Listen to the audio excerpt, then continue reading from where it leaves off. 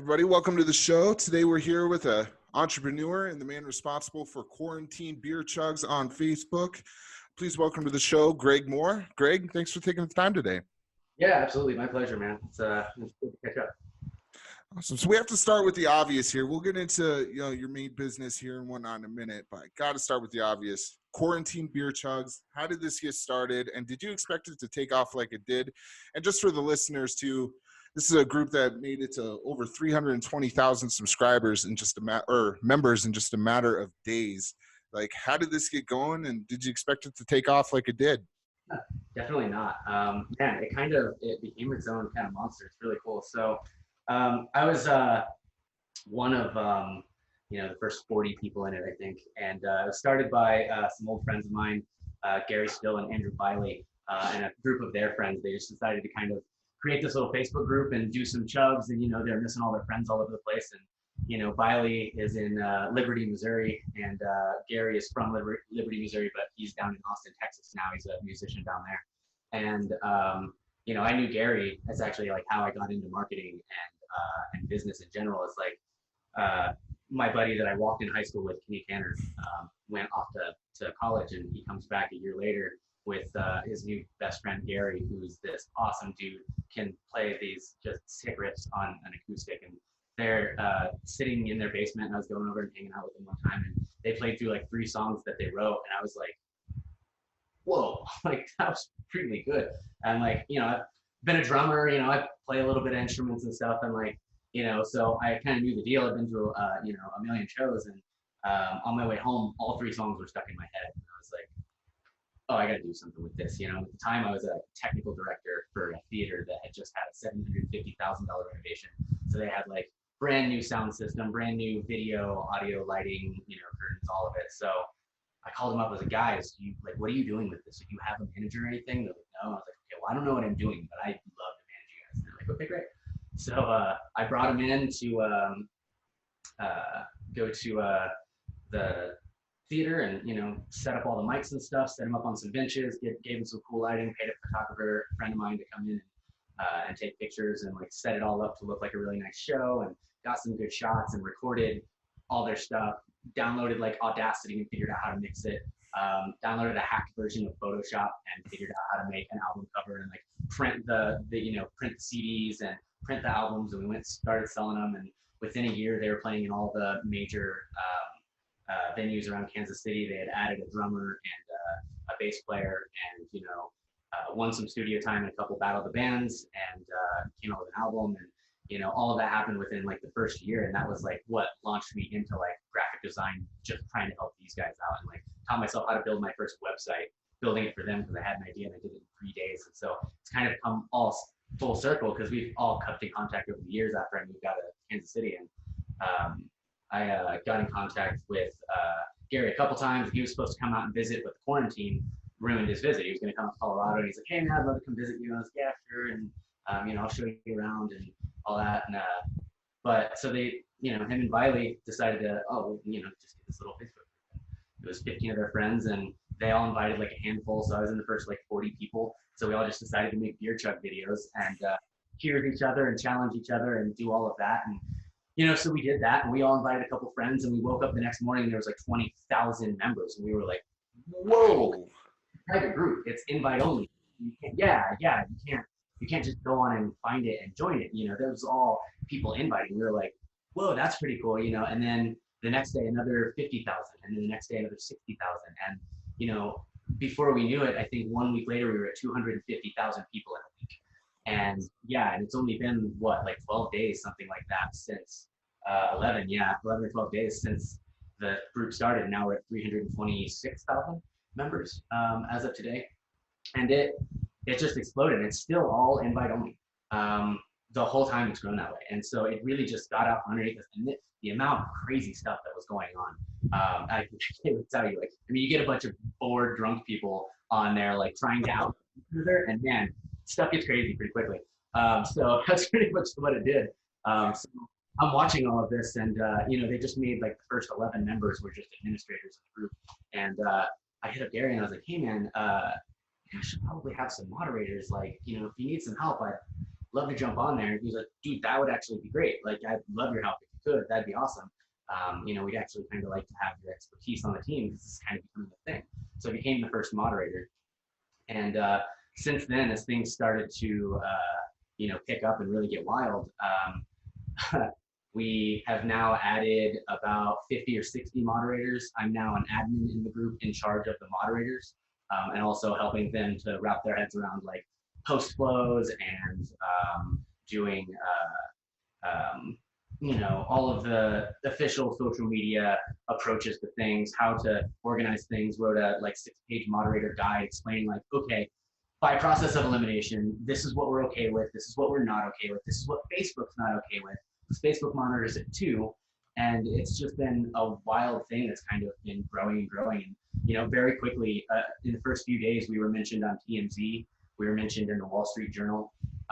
We got picked up by a couple of local Kansas City radio shows who, like, one of them did a chug from their studio for us, and then we've got a brewery there in Kansas City that sponsored one of like a beer they named their wheat beer after us, the QBC, the Quarantine Beer Chug Wheat, which is awesome. So shout out to them. And it's all been just nuts since. So we're looking at some pretty big stuff. And what started happening pretty quickly is artists started getting on there. Just play a little guitar for everybody. And I think it actually started because like early on when it was just like 40 of us. Gary was joking around. He was just like, all right, so who else is going to jump on here and play a little guitar? And I was just like, dude, if you do it, I'll do it, which I never did. Don't tell me. But Gary, I know he's great at guitar. So it's like, dude, come on, jump on there and make a video. So he like jumped on and played some guitar, and then some other people saw that and jumped on and played some music. And like pretty soon we had like, these live feeds that you could scroll through all night, every day, of people like drinking and just talking to hundreds of people at a time live, and then playing music. And so then it very quickly became, let's put something behind this. So we started organizing acts and like recruiting in artists. People just started messaging everybody like, hey, when can I play on here? And it's like, okay, well, let's put together an official schedule. So, we have now like a live concert series where we put out a poster at the beginning of the day, and it says like, this is who's playing for how long, when, and like a little, concert poster, and they go live, we post and pin them to the top. And it's been actually really cool because with this whole bar being shut down, venues being shut down, it's really hit the arts and entertainment industry, that nobody can go out there and make money. So they can set up a tip jar on this when they play. And the artists they're really thankful because they're doing really well. Like if they go on That's there, awesome. They're going to make anywhere from like a couple $100 to like $1,200, $1,500 they've made in like an hour or two of playing. And that's how much like a local would make, like a really good local would make in a bar or venue setting on a Good Friday anyway. Absolutely. So and it's helping them because that helps them pay their bills. And right now they don't have another way to do that. Especially for artists and musicians, like, it's already a tough living. It's already the bohemian, starving artist kind of thing. And now they don't even have that ability. They still got to eat. They still got to get their beers to chug. They still got to, live and pay bills and all that. So for them to be able to jump onto something like this, it's really cool for them. And so, and then we're like, okay, well, what else can we do? So, we had a local Kansas City merch company, Berserk, became a part of the team, and they started making like QBC t-shirts. And, we've got the little chug logo on there. We've got like, don't be a dick, which is like the unofficial motto of the QBC. Like, just don't be a dick. We say it at the end of most of our videos. And so we sell that, and all the proceeds go to charity. We're a registered LLC. We've got a trademark on it. And now we've been able to raise a few grand just in donations towards our GoFundMe, or in profit from the merch sales. That's all nonprofit. So it all goes towards these causes. And so we actually released a video recently where we took all that money and we went and organized with a couple local restaurants, so to get some actually decent food for these people that they stepped up and helped and made sure that we could make those dollars really count. And we delivered food to all the different local Kansas City hospitals to go to the nurses and the first responders and all the people most heavily impacted by this whole crisis. We're out there on the front lines of everything. Like, oh, absolutely.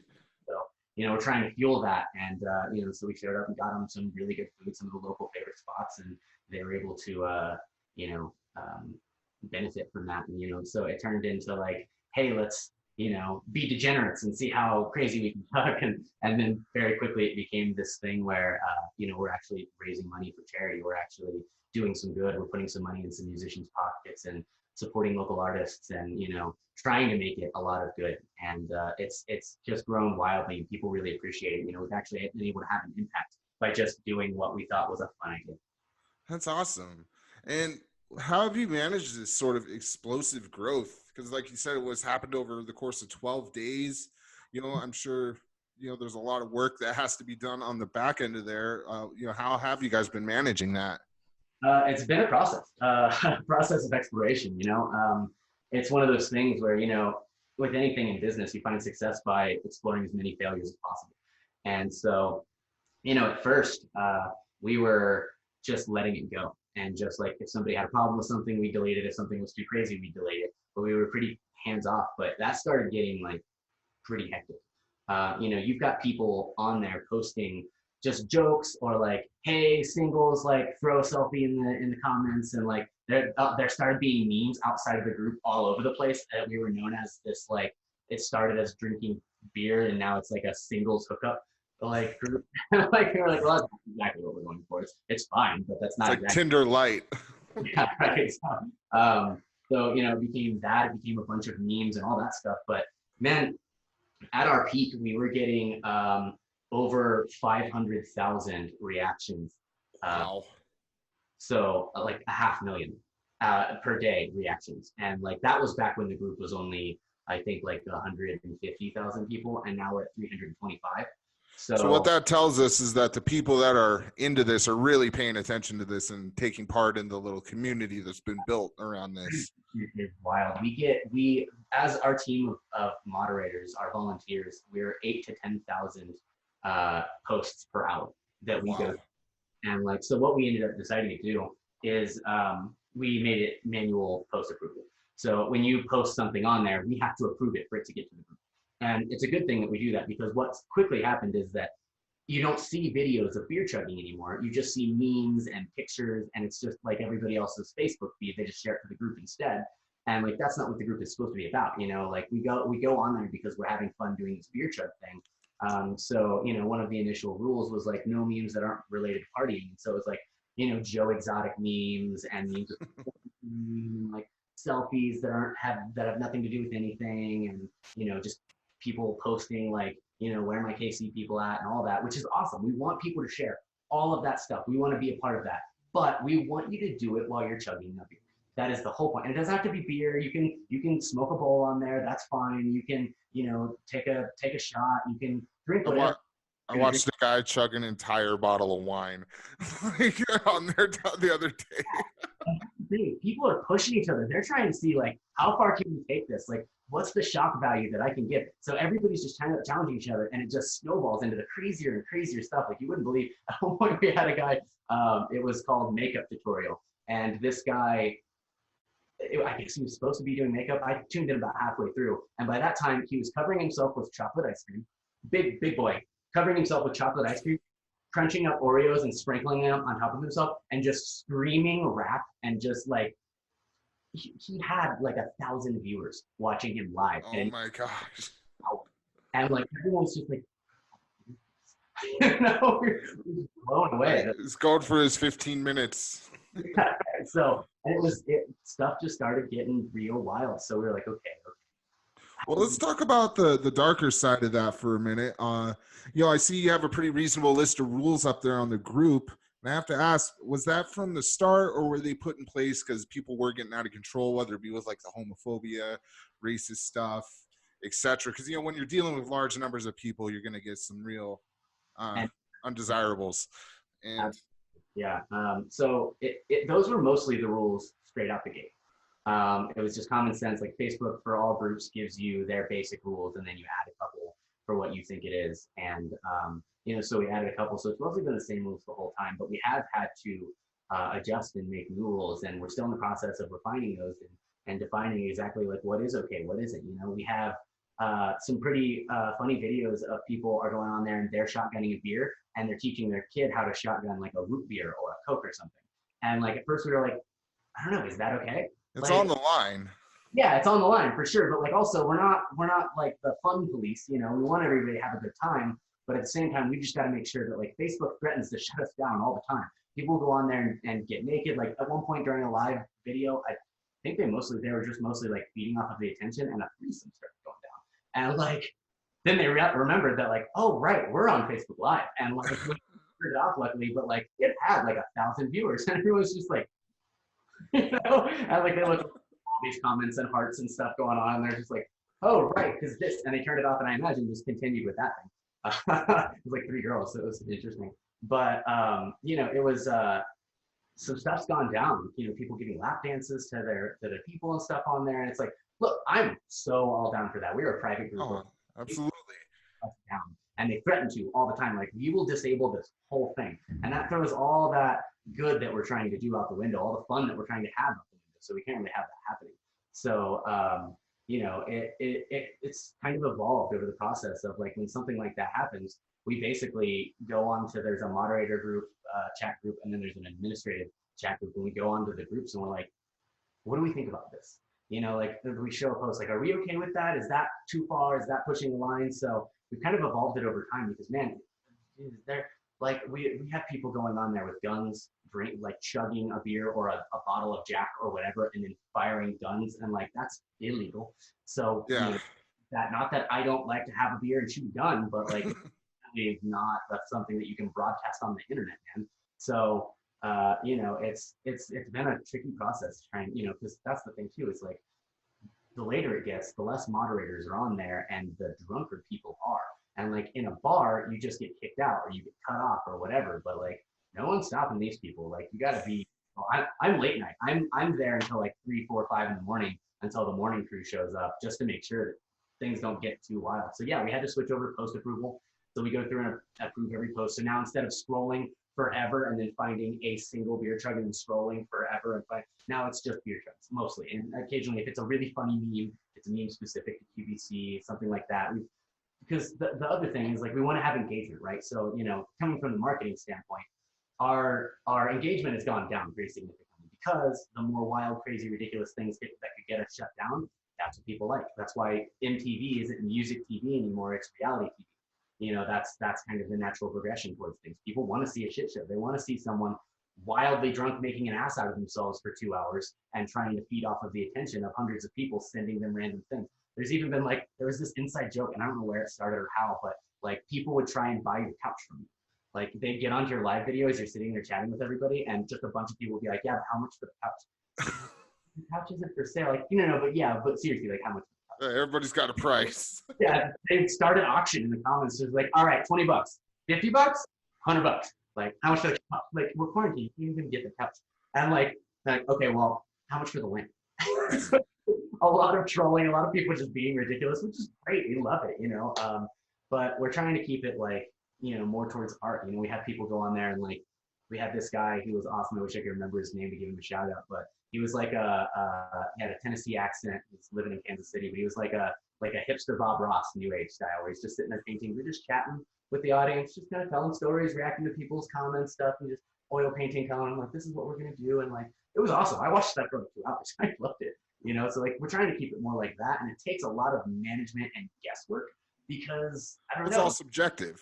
Yeah, and we want people to interact. We want them to be, you know, engaged, but we also want to make sure that it is what it's supposed to be and not this other thing. So we've actually had a ton of spin-off groups because of it. People get mad about that. They're like, well, why can't I? So, you know, one of the groups was Quarantine Beer Chugs Uncensored, right? And like there's like, you know, in one night, like 5,000 members jumped over from us. They were all complaining and they went over to that thing. And then that thing became the predictable shit show that everybody assumed that it would be. And now it's just nothing but like memes and statements, and there's nobody doing anything of consequence on there. It's actually super boring, and like, well, there's got to be some kind of continuity, you know, in order for it to keep going.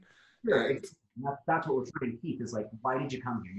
You came here because you wanted to chug a beer, challenge a friend to chug a beer, and outdo each other. Like the production value on the videos that we were doing this. I was chugging with my friends and challenging them, calling them out in the videos, tagging them in the videos. And I've got like, I've got a video studio. So like, I've got the camera panning over while I'm walking over and doing stuff. I'm like, I've got an arcade shooter game downstairs. So I'm like firing at zombies and I'm like, okay guys, this is how you train for the zombie apocalypse. And I'm shooting at zombies while trying to chug my beer and take shots and stuff. And it very quickly became this thing where now there's like a small trending hashtag fuck you Greg, where like all of my friends from all over the country have gotten on there and done a chug hashtag fuck you Greg because I encouraged them to do it. And then every time they do it, I step up and come in and do one even bigger, even better, find a way to outdo them, which means they have to do the same. So by the end of it, that like major like call out video that I did, I blacked out afterwards. I didn't even remember. I woke up and like looked around and went into the bathroom and like all my stuff is like I was like, did I take a shower last night? So it just spirals out of control, and like it's been a fun thing. But so that's the kind of ridiculous that we want it to be. That's the kind of engagement that we're going for, not like, oh my God, look at this girl's tits, like, which is a thing and great if you want to do that, fine. But like, if you're gonna say something, you better damn well be chugging a beer or even water, because look, it's important to have water. Like it's, we say hydration day. Monday is hydration day. Like everybody had a long weekend. Like let's chug some water today. We're not trying to encourage everybody to fucking go out there and waste themselves every day, but like, we're trying to keep the fun going. So it's been a process, and now the moderator chat is probably the dirtiest thing that's going on in the group, because all the things that people try to post that are clearly not going to make it onto the group, unacceptable. We take those and we share them in the moderator. So like we are constantly being traumatized in the name of keeping that group an okay thing, and it is the stuff that that you've seen on there, man. There are a lot of inside jokes amongst the 60 moderators that pour through that stuff, because it is just absolutely wild. But the funny thing is, from the marketing business standpoint on this, is that our engagement has gone down as we started to control the posts a little bit, because most of the engagement was in the like videos and in the ridiculous stuff and like talking shit, trolling, all of that stuff. That's not the kind of engagement we want. I want like quality engagement, not like a bunch of complete trash that, offends people and is, bigoted or racist or homophobic or any of that stuff, and like going back and forth, like, we draw the line somewhere. Like people can make videos, hashtag fuck you Greg, and it's a loving, playful kind of thing. But if you go on there and you're like, hey man, F you because of your politics or whatever, like, just put someone on blast. Yeah, and it just becomes toxic, and like that's not what we want. And granted, as a marketer, dude, controversy sells. Controversy will get you crazy engagement rates, but is that what you want? Not really. So so we've evolved the rules a little bit, and we try and message people and tell them like, look guys, this is a really cool, like this is a warning. We're not trying to be the fun police, but also like be cool, don't be a dick. It's not that hard of a rule. That pretty much is summed up by the rest of them. It's like the 10 Commandments, like they're all pretty much saying the same thing. Just don't be a dick. Like, it's all encompassing. Yeah. So, but our engagement rates have gone down. But the interesting thing is that our active users haven't at all. That graph has gone the same. Like engagement is like boom, and then it's like slowly tracking down to a healthier medium. But the active users are still right there. It's still just as much as it ever was. So it's a cool thing to see, because then what we get as they start seeing is, at one point the moderators were known as Karen, because they're like, well, fucking Karen's coming on here and ruining the party, deleting people's comments and stuff and banning people. And it's like, so we had to go on there and have more engagement and actually interact with people, because if you give people transparency, they'll respond to it. So when I see somebody doing something that they're not supposed to be doing, or trying to post something that we're not going to accept, I try and message them and say like, hey, that is a really funny meme, but it's also been shared 10 times this hour. And like, we just can't, it's going to flood the thing. So, but if you want to post it anyway, just post it with a video of you chugging. We're probably going to approve it. As long as you're chugging something, we're going to approve it. That's what the content's for. If you want to ask people, hey, let me see your dogs, cool, chug a beer and repost this, and then I'll let it go through. But if you don't, you got to understand, when people hit us up all the time too, like, hey, why did my post get deleted? Like, how come the girl with the tits, she's still on there, but like, because I was doing whatever I was doing, I got banned. And I've got to go through, find their post, message them back and be like, well, it's because of this. Like, try it again. We had a guy on there where he was drinking out of a Jack bottle, and then he was firing a gun. And so obviously it got deleted. And he was like, it's deleted. I was like, because that's illegal. And he's like, dude, I know you don't have to lecture me on that, but like, it was actually tea. It was just supposed to look like that. And I was like, okay, well, Facebook doesn't care if it looks like that or is that. For them, it's we'll get disabled. So he's like, oh, well, can we throw axes on there? Like, yeah, fuck yeah, man. Fuck yeah, you can throw some axes in. I'm not the fun police. I'm just also not trying to get disabled, and I'm not trying to allow illegal things to happen. Like, we're trying to be really cool here. And I try and explain to people, like, look, I know it took a half an hour for your post to finally get approved. There are 8 to 10,000 posts coming through an hour, and we are a team of volunteers who are like, so many of them, Swamped. yeah, swamped with this and also have jobs. So like, we're doing the best that we can. We try really hard, but man, if the odds are stacked against, and when you come from that perspective, people understand and they're respectful, and that's like a message that I'm taking away for this in general with just social media management is like, people are people, and it's really easy when it becomes this big thing of like, we have rumors out there of people like, oh, they're just trying to make money off of this, oh, this is profiteering, this is all this, and like, then we release that video showing what we're actually doing with the money and what we're actually trying to help. And we have artists going on there and be like, yeah, I was able to pay my bills because of this. Like, and then people see, oh, and what happens there is a really cool thing is when you go on there, instead of just deleting it and not talking about it, but you go on there and start engaging and having conversations. And when someone's like, oh, these admins or moderators, they're the worst. And I go on there and I'm like, why? What would you do differently? Like if I put you on here, oh, I would just let everyone through. I was like, okay, well, if I, when we did that, then people complained that there weren't any, beer chug videos and that this group had become lame. So like, there's no winning, so you just got to find a healthy medium. And when you engage with people like that, when you make yourself a human to them and they can empathize with it and understand it, that because like you should generally just come from the perspective of like, there's probably a good reason for blank, right? But it's really easy to just get mad, especially when you're drinking and like, offended that your video is gone is like, oh, well, these guys suck. And it's like, well, actually it's because of this. And almost always they're like, oh, okay, I get that. And then the really cool thing is they turn around and become your advocates. That becomes a small army of people like, no, no guys, like don't blame the admins for this. Just post a video of chugging. Like that's what it's about. So they'll go on there and they'll defend you for you because you were just a human to them, because you just leveled with them. You're like, look. So that's been like a really cool part of this process, is realizing that like, as long as they see that there's people, and that's why now we do moderator chugs every day. And we go on there and we do a video of all of the moderators zooming in, Skyping in, chugging a beer and cheersing each other and cheersing the group and saying, hey, this is what we've been up to. This is the newest thing. And people see that there's faces to it and they engage with us. We actually get a bunch of friend requests and messages all the time to our personal accounts because people just, it's about community. It's supposed to be connecting with people. That's what we're losing in this quarantine, is the connection with people. And that's why people like the group. That's why we get so much engagement. So when you put the personality there, when you are a person and they can see that this isn't some faceless, this isn't some company, we're just some dudes that want to have fun. And now we've got basically a part-time job that we have to do for free. Like, people understand and they realize and they level with you. So it's been nuts, man. We're trying to grow the group. We're trying to encourage people to do fun stuff. We gain members constantly all the time. And now we're actually looking at, I'll give you guys the scoop if you're listening. We're actually working on doing a kind of beer Olympics digitally. And we're going to get everybody on there, and their concerts are going to be at night, but during the day throughout the week, it's going to be amateur level playoffs of challenging each other to digital beer pong, digital cornhole, digital flip cup, chug challenges. And you do all that stuff and you compete, and we're going to collect the winners and put them in tournaments during the weekends. And the tournaments are going to go through, and what we're hoping to do is do a big championship tournament, get some sponsorships out there, get everybody some like QVC jerseys for the different teams, and have a bracket system. And we're going to go on there as announcers, and Papa, we're like, all right, well, we're going to go over to this team over here, and looks like they're doing pretty well at bags. And you're like, oh man, he just missed that shot. You really got to shorten that up. It's a tricky thing, and go on there like sports announcers, because like ESPN's shut down, like sports are gone. Like, we can do a lot more with this. So we're trying to be creative. We're trying to have fun, engage people, like get them going. There's a lot of stuff that can be done. So we're just trying to have fun with it and give someone something to do, because this is a scary time for everybody. This is real. And on there that want to say like, oh no, this is just a government conspiracy, whatever. Like, I don't care if it is or not. People are dying, and until something happens to somebody that you know and love, it seems fake. But as soon as that stuff starts happening, like, it's scary. So we're trying to, take people's mind off of the stresses that they don't have a job, that they don't know when they're going back to work, that they don't know how they're going to pay their bills, and or if somebody that they care about is, sick or could get sick or is dying or has died.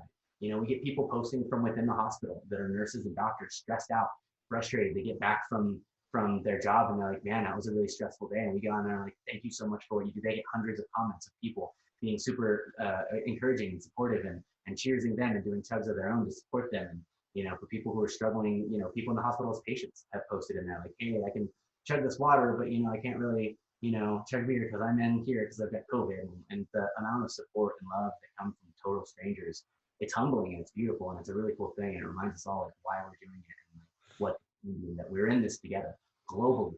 And We posting from all over. It's really cool. well, the group definitely is serving a need for that kind of connection and just interaction in general. That's why I started this podcast. Exactly. I need someone to talk to. Exactly. Yeah, and I'm making friends on there. Everybody is. And one of the most common things that's being said on there is like, hey, so we're throwing a party, right? Like, we're going to throw a party and all get together after this, right? Because I've made so many friends and so many cool people on this. Like, let's get together, let's do this. And that conversation was fun to watch because it started as like, guys, holy crap, we've got like, we've got 40,000 people in here. Like that's enough to, to sell out the Royal Stadium. I think it's 60,000, something like that. And then it was like, oh man, now we have over 100,000 people. We can fill the Chiefs Stadium. And then it was like over 160,000. We were like, man, now we'd have to go to like Lincoln Memorial where they throw the like big multi-state music festivals. And like, now you couldn't possibly fit all of these people in one place. Like it would actually be like a little bit of a humanitarian crisis. All these people. Yeah.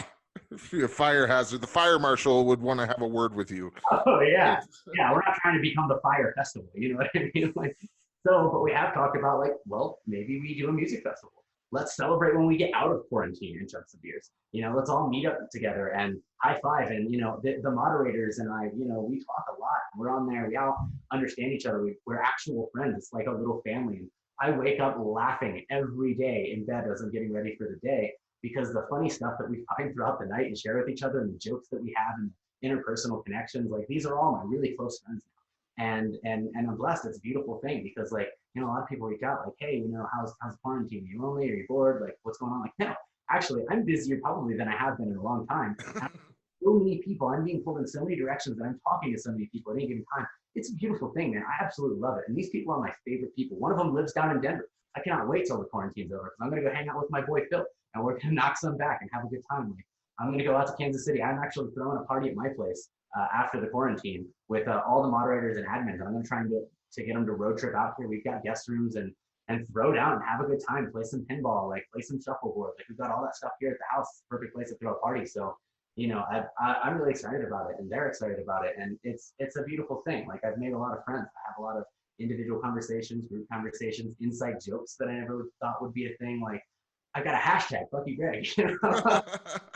Thing engaged in. I've actually reached out and talked to a lot of people that I haven't talked to in a long time.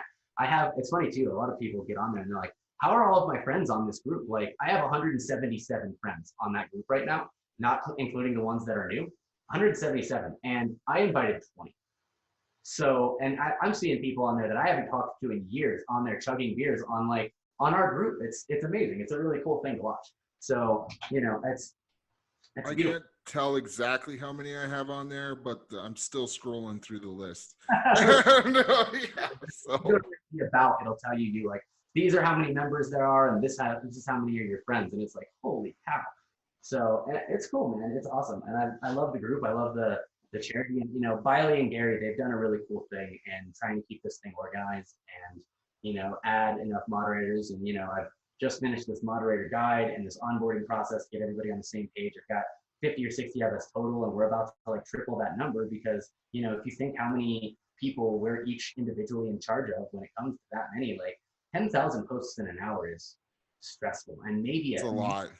Maybe a third or a quarter of them are actual chug videos. And some of those, like for the video, we have to watch the video in order to decide if we can approve it. Because if we approve it and then they chug a beer and then they just flash down to their junk, which is not something I'm making up, that's happened. If we let that through because we only looked at the first second and then just let it go, Facebook they'll ding us. Like, hey, this is a community standards violation that one of your admins approved. We will shut you down. Don't let it happen again. And we get those messages, and it's kind of scary. So people trying to hack the system. Oh yeah, well, people being trolls, people trying to sneak into the mod groups we have, and like I said, we've got I think like 8 different ripoff groups now, right? And like one of them we're cool with. One of them is quarantined bong rips, right? And it's fine. That's the natural transition. Yeah, we want like all more stoner stuff. And what they did is they took our logo and scratched beer and scratched out chug and put like wrote bong and rips underneath it. And we were like, hey guys, like we're actually trademarked and we're not trying to be jerks, but like we don't want to confuse things. Like, like we're cool with you guys. We'll send people who are looking for more stoner content that way. I'm part of the group. I'm a fan, I'm cool with it. I've got friends that are on there. Like, not everybody's drinkers. Some people are smokers, and they can do that on ours, but we're mostly drinking on there. And so if you want to see more of the stoner content, sure, go over to that one. We don't have a problem with that. We have a good understanding with the admins. We're homies. There's no bad blood there. But like then there's like actually now 3 of those exact same name things, quarantine bong rips. There's 3 of them, and one has like 100, one has like 500, and the other is the original one with 5,000. And like So the imitators are being imitated.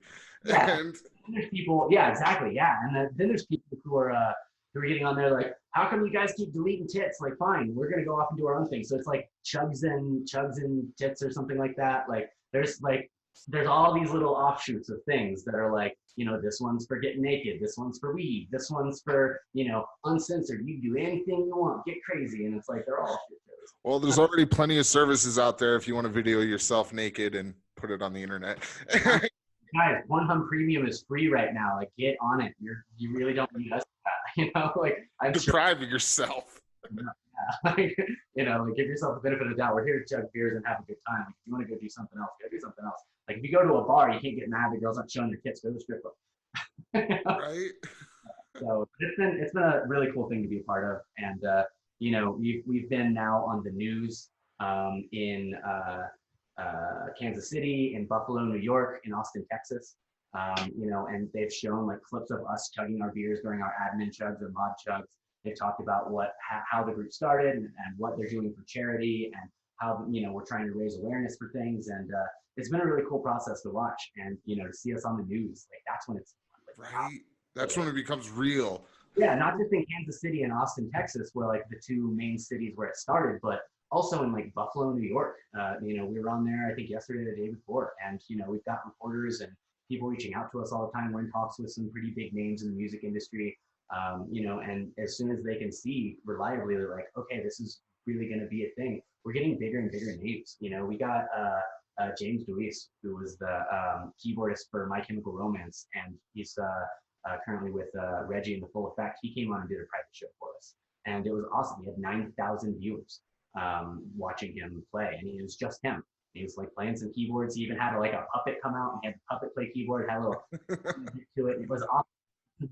Truly amazing performers on there, and some actually intense names, and it keeps getting bigger, keeps growing, and we're trying to find ways to make it, to streamline it.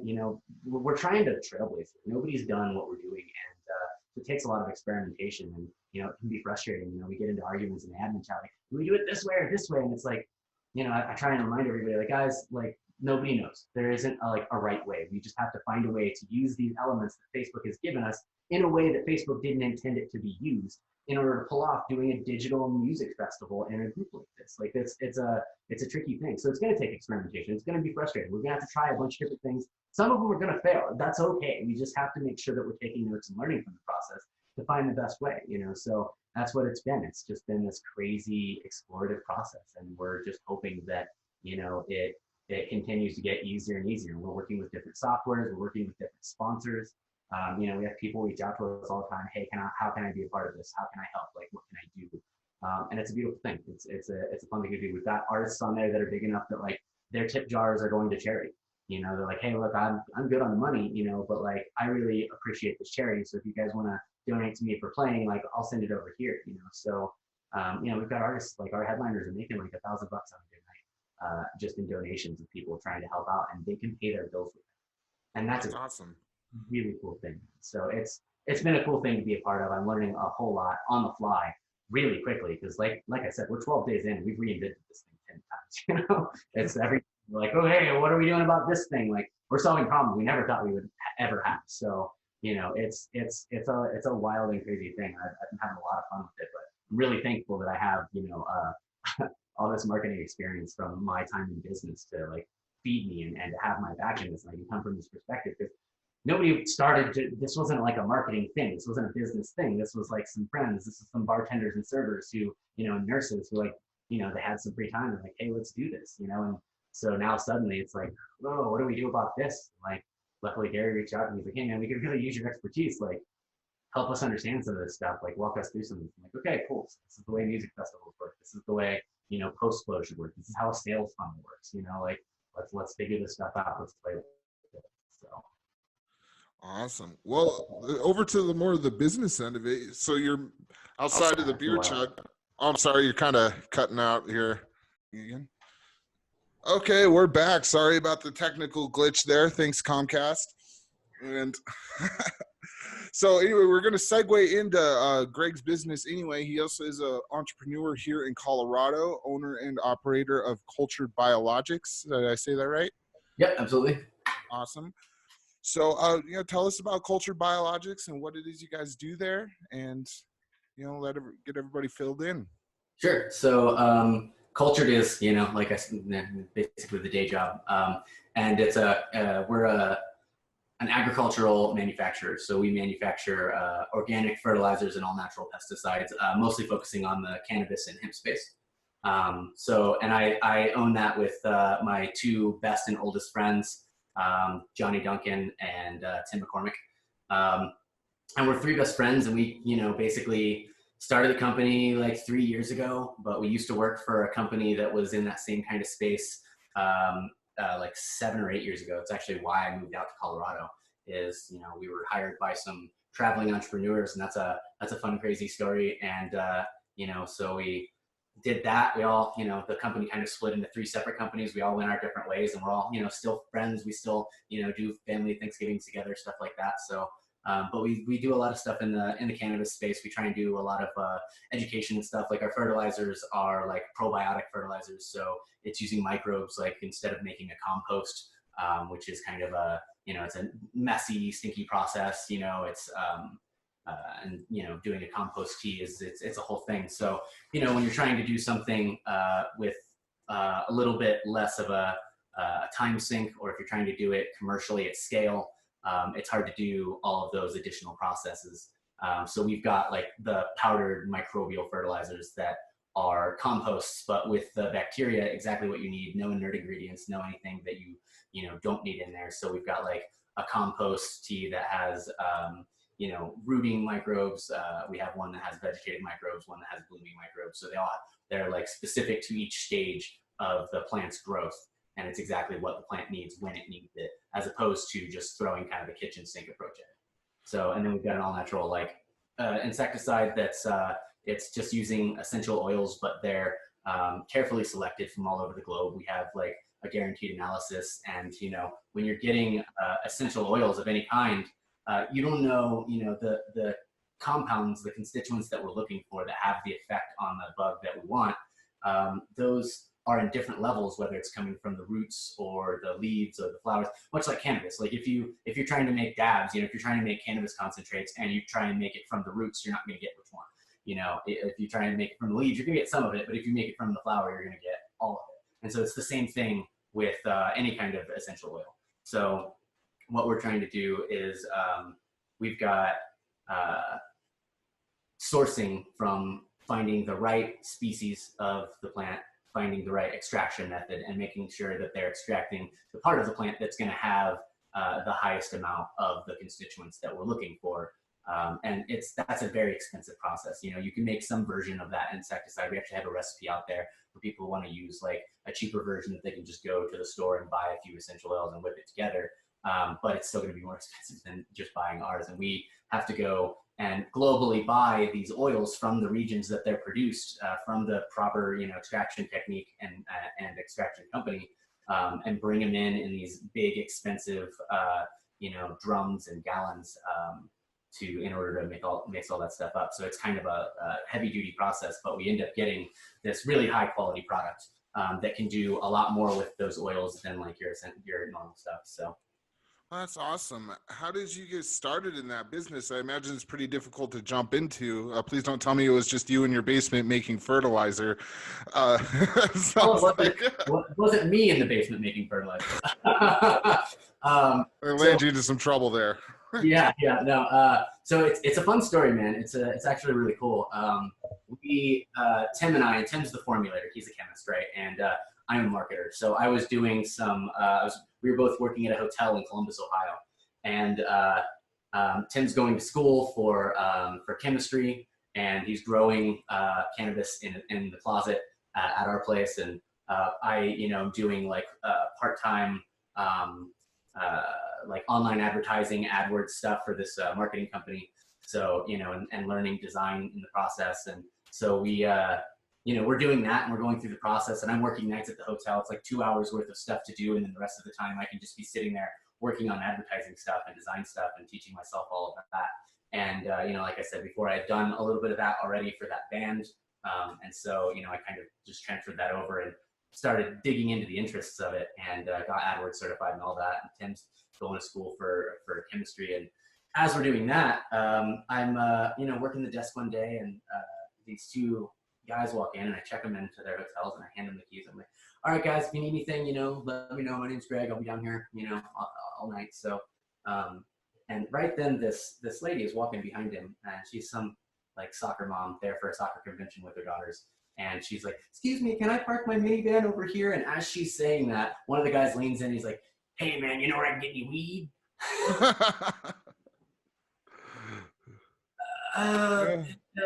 Yes, ma'am. You can park your minivan right over there on that. That's fine. Yeah, okay. Thank you.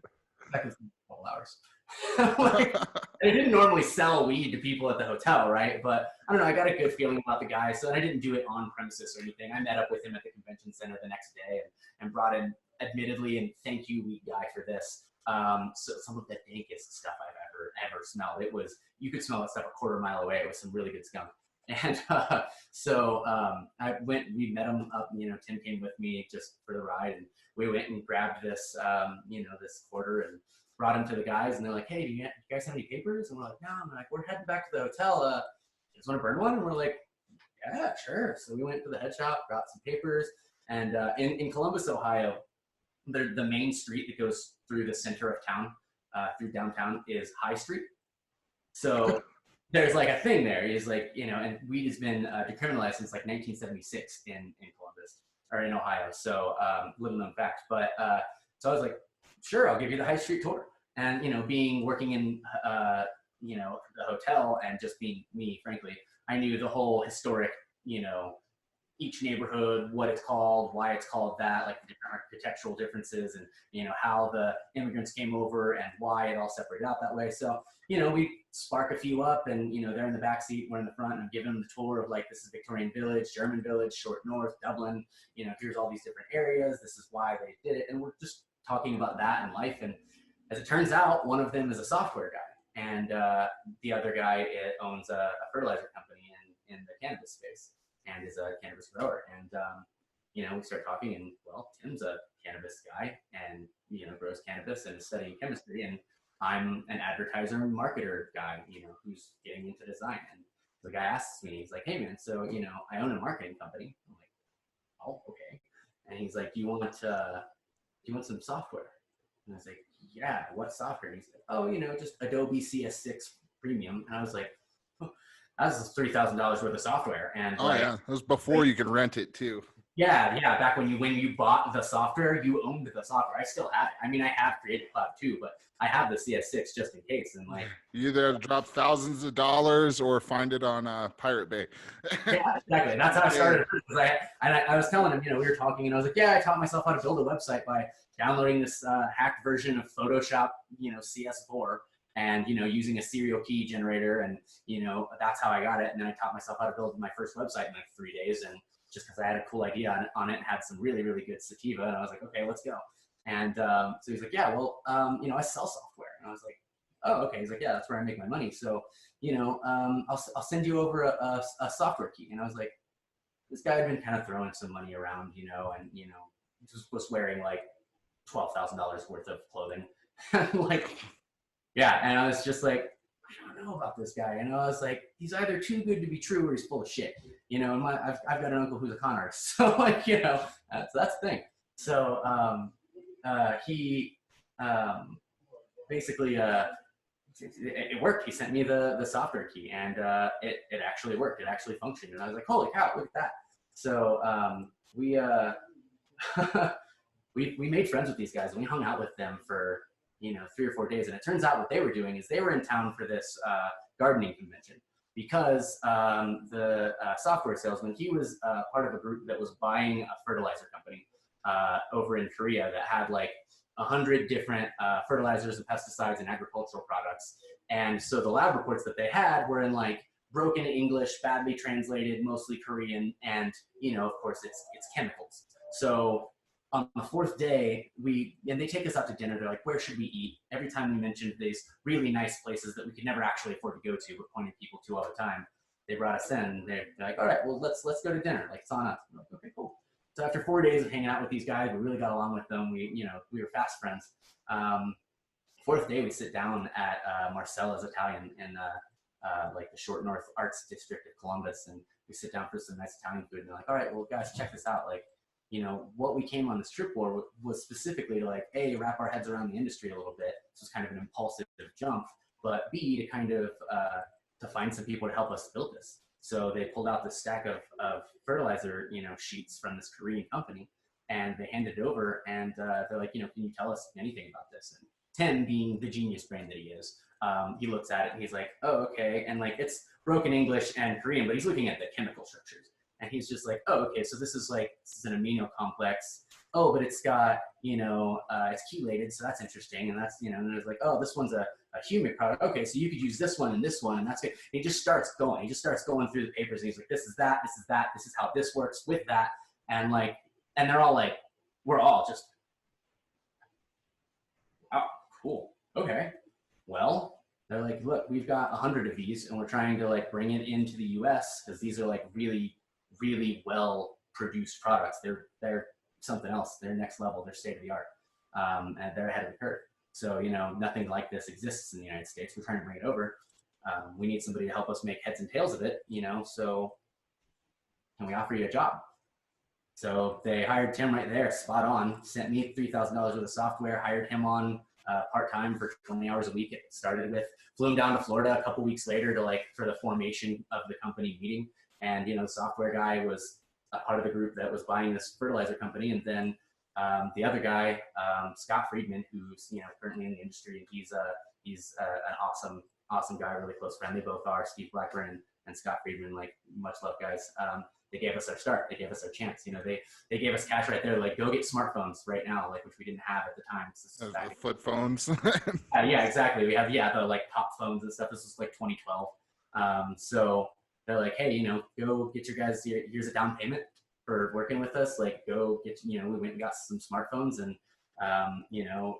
it just went on from there. And so, they were in the process of taking Scott's already existing company, Supreme Growers, which was basically, him like down there in his basement, like labeling things and putting it all together. And, he owned a bamboo farm, and so he knew a little bit about that whole world, had some products that he used there. And so he was, then making the products for like the cannabis space and packaging it all up using like 2 stores that were owned by friends of his. And so we were going to package it all together. And there was going to be this mother company that was going to be Big Ag. And then there was going to be Spring Growers, which was going to be, the cannabis facing version of it, the play into the cannabis industry. So we were going to take, these products and kind of, bring them into the cannabis industry, the ones that would work. So there's like 70 to 100 different products in this mother company. So that's what happened. And it was really cool. They started that process. They flew Tim down and he got started. I started making labels and mock-ups and all that kind of stuff, all the marketing materials that they needed to pitch the investors and, and to conceptualize everything. And after like 2 months of doing that through mostly Skype, they hit us up right as our lease was ending and we were looking for places. And they're like, hey guys, so we just leased this beautiful office in downtown Fort Collins, Colorado. It's paradise on earth. It's the greatest place ever. Like, would you guys be interested in moving out here? Like, we want to hire you guys on full time, and let's run this. Let's build this company. Like, come do this with us. Like, what do you think? And we were like, yes. We didn't think about it at all. We were just like, absolutely, we're going to do that. Oh, we've always wanted to live in Colorado. Like, hell yeah. How are we going to snub our nose at this? This is the opportunity of a lifetime. This is the stuff that movies are made out of, right? So like, this is our chance. And that's what happened. We packed up everything that we could into my 95 Camry that we were sharing at the time and drove out there, and we lived with Scott in his guest room for the first few months until we got a place of our own. And we took this empty office in Old Town Fort Collins and we built it into a company. And then, on our way out, we stopped through Kansas City where, Tim was from and where we'd lived for a long time, and saw one of my oldest friends, Johnny, who had just, graduated with a communications degree.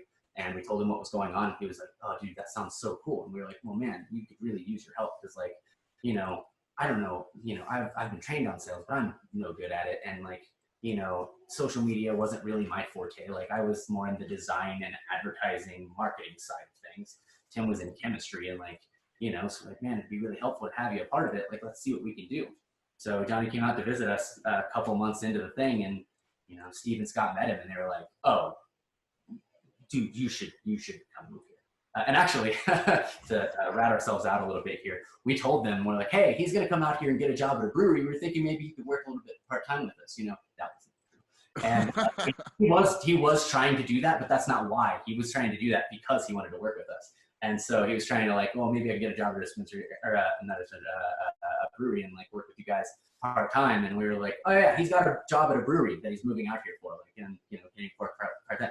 They have him come out and visit, and they're like, "Dude, you should quit the brewery job and just come work for us full-time." And he's like, "Okay." There's no brewery job. So worked his way right in.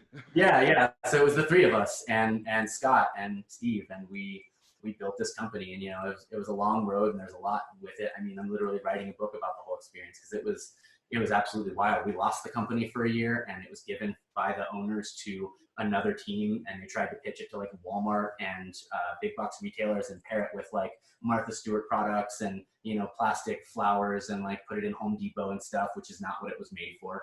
And that obviously failed. And then it got bought out by another team, and they hired us all back. They called me and they were like, "Hey, you ran all of this before. Like, why hire somebody new? You're still doing freelance marketing. Can you come back?" So after a year in, we lost our company for almost another year. And then we were all off doing our own things. And it was like in the movies where it's like, we had this chance, we were blowing it up, and we did really well. But, the investors didn't want a 5-year turnaround time. They wanted a 1-year turnaround time. So after that 1 year came up and we didn't have the margins they were looking for, we didn't have the revenue back. I don't know what the hell they were thinking, because that's not feasible. Like, are you kidding? Like, 5 years is when you have a company or not. Exactly. Figure it out. Like 1 year turnaround time. Like, this isn't landscaping. Yeah, unrealistic expectations. Yeah, this is manufacturing, guys, in like an exploding new cannabis state. And the cool thing is, by the way, is this is all happening as prohibition is turning. So on November 6th, 2012, that's when Washington and Colorado voted to allow recreational sale, of cannabis in their states, right? We were already on our way to Colorado to move there when that happened, to start a fertilizer pesticide company in the cannabis space for that and hemp, which wasn't really in the game yet. And that's like why we were moving. And so we're in Kansas City talking with Johnny, hanging out with him. And then the news hits on the TV as we're sitting there talking about all of this, that the vote went through, and we all look at each other and we're like, no way. So we literally pull into town November 7th, 2012, the day after it becomes voted in recreational legal. And we're like, we have a few months. We have a few months before this comes recreational to build out this company and to launch this. Let's go. And we were in this moment in time in the history of the United States in this very specific way. We were part of this prohibition change, and we were the example of like, look, this is going to bring new business. This is going to bring something to the economy. This is going to create all these job opportunities for people all over the place. And here we were making great money doing something that we actually enjoyed with all of the opportunity in the world at our fingertips. We were so excited about it. I still look back at that time and it's like, man, I've never been so fired up and excited and energized every day. We like woke, slept, ate, drank, thought all we did was for this company every time. We all lived together. We all worked together. So we would spend all day at the office working on things, theorizing, coming up with different marketing strategies, like testing them out, like going through the motions, exploring all this stuff, because we'd never done this before. We had some level of understanding and expertise on this, but we were literally trying something new every week to see what would happen. And, a year later, we lose it. The investor comes in and we get the phone call like, hey guys, he's shutting us down. He's shutting down the office. He's taking it away from us. He's going to give it to this other new CEO who's going to try and get it into big box retailers. And that didn't work. So a year later, it's bought out by somebody else. And he calls me up. He's like, hey, I'm told that you were part of the team. I just bought this. I think it's going to be a really cool opportunity. I'd like you to, why hire new people and have them teach it? Like, tell me about these products. Tell me about what you guys did and where we're at. Like, so after spending a year developing this and developing marketing and getting out there and doing the expos and doing all of the brand awareness, after a year of being off the scene, we had to start over. We were out of almost all of the stores that we were in when we started. And so we started over, but it was that really cool moment of like, you see it in the movies where I had to call everybody. I was like, hey, what are you doing? And Johnny's like, oh, well, I'm working for the Kansas City Chiefs and doing all these sales and doing this stuff around here. And I'm like, cool. So look, I'm about to go to Boston to represent Supreme Growers. And he's like, what? And I'm like, I call Tim, and Tim was running a cannabis farm in Northern California up in Mendocino. And I was like, hey man, so look, we've got the company back. He's like, what? And so we did the phone dial thing where I brought the team back in, and then we expanded the team. We doubled it. We had like 10 people. We had this beautiful 10,000 square foot warehouse with these awesome offices, and this team was a powerhouse team. And in about a year and a half, we got into like 250 stores and into the biggest distributor in the nation. We did all the trade shows, we did all the stuff, and we really hit the ground running. We exploded on the scene, and we were gaining traction everywhere, and we blew up. And then, but the problem was that the runway existed, so at some point we couldn't afford to keep the team going, just to keep the company going. They started, cutting things back and laying things off, and it just didn't play out the way that we all wanted to, and, that happens, but we accomplished something really cool.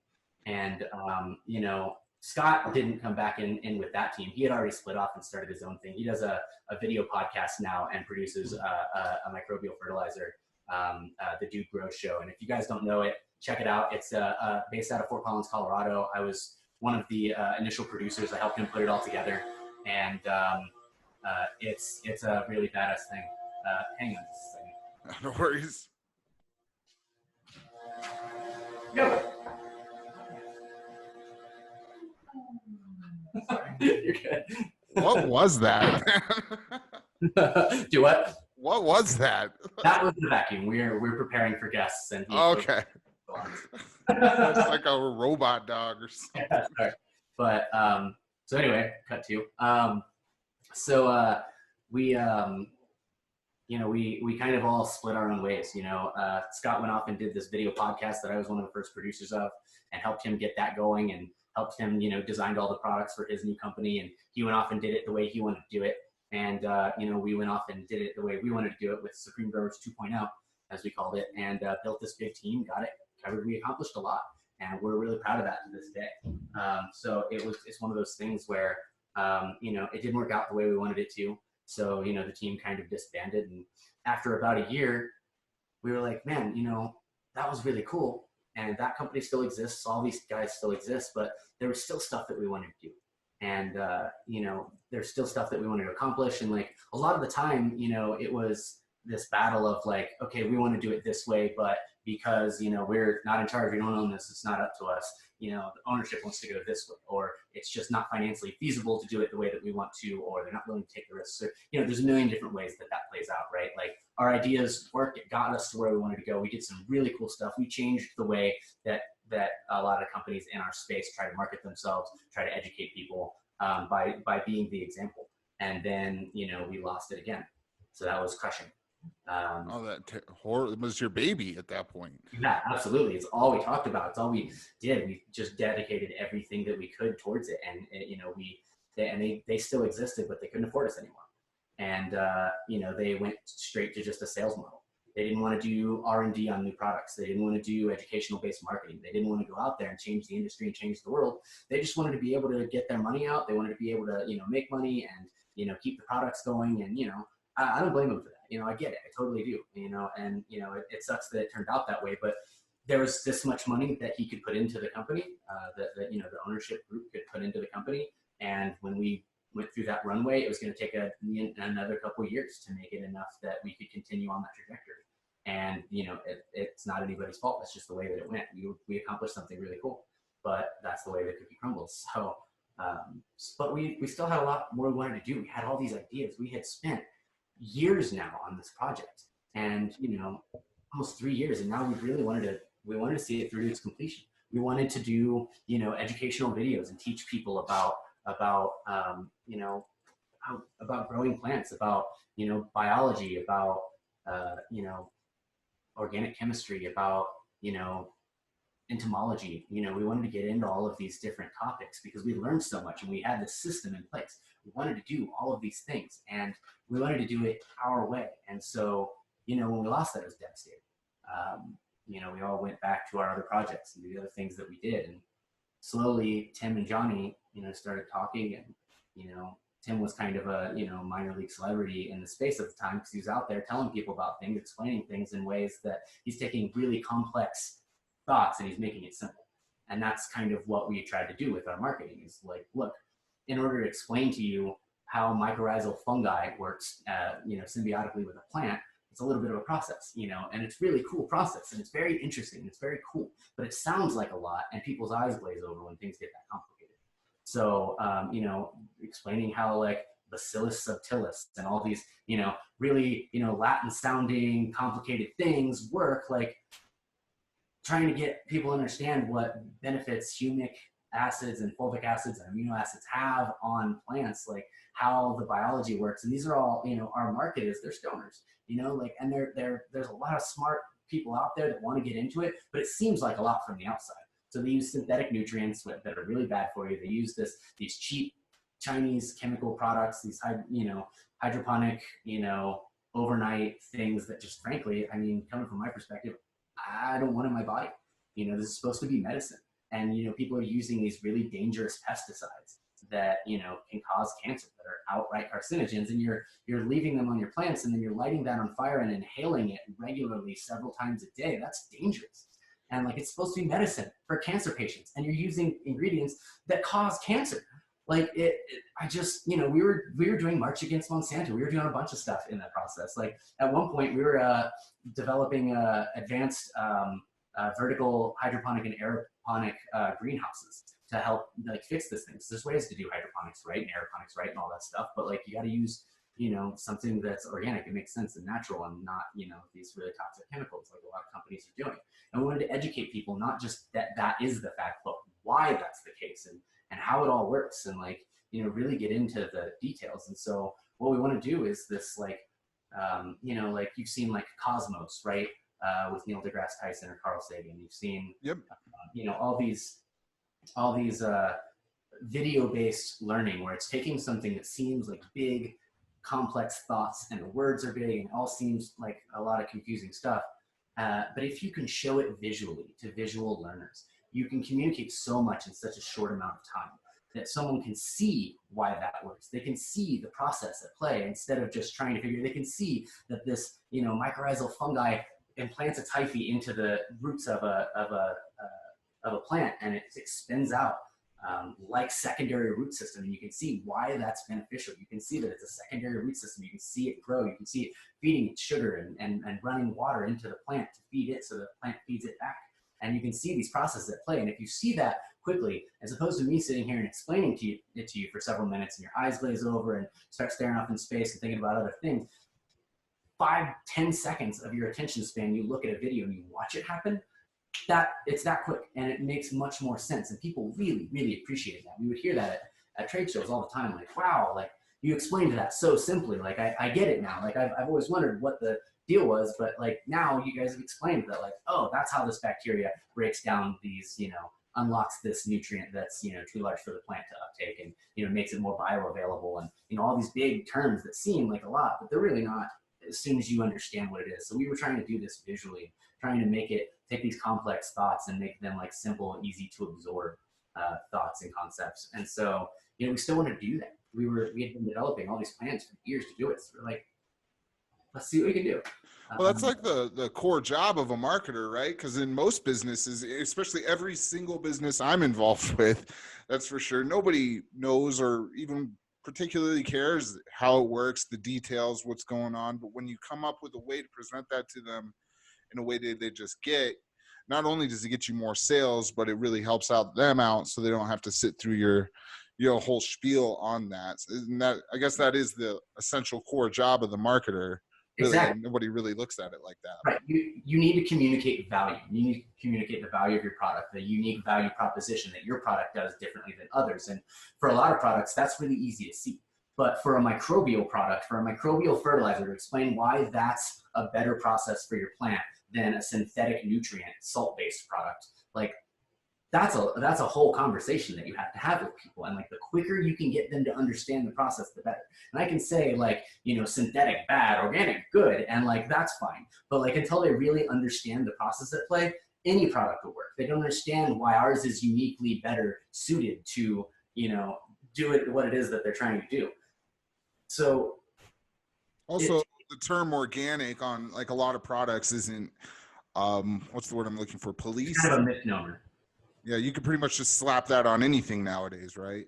You can. I mean, there's kind of some laws around it, right? So that's kind of one of the challenges with owning our company is we produce fertilizers, and instead of having like one unified body of government that we have to get approved, we have to go through 50 because there's 50 different states, and then and that's not even counting the 7 auxiliary like annexed territories, some of which are much harder than others. So we have to go through 50 different bureaucrats with 50 different approved lists of things that they can say. And I mean, we have to have labels for each one of these because it all has to be different. Some of them want all the microbes and the ingredients on the back to be in alphabetical order. Some of them recognize algae as beneficial to plant growth, and some of them don't.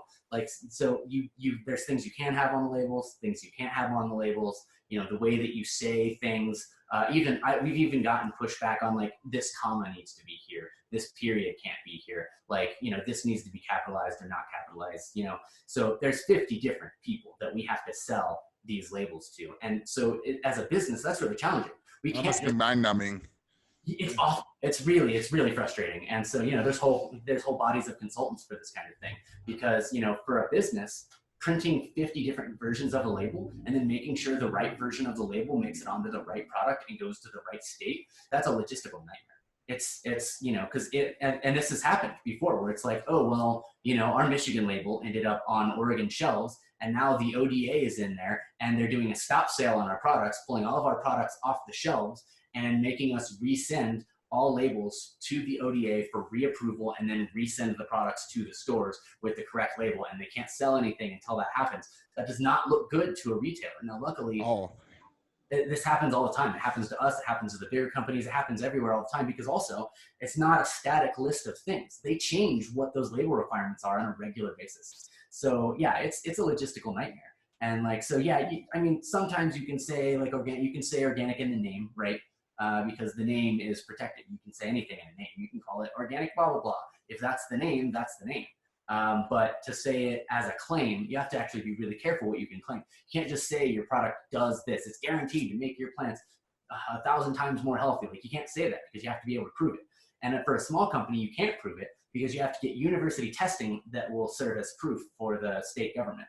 And in order to get university testing, you can go to the university and they're going to be like, well, why would I put yours ahead of the, you know, the 3-year backstock of other things that we're supposed to be testing and running trial runs on, unless you donate a significant amount to our cause so that we can expand our efforts in order to encompass you in. So yeah, you want to throw me $10, $50, $100,000 and in donations towards the university, then yeah, we can totally do that for you.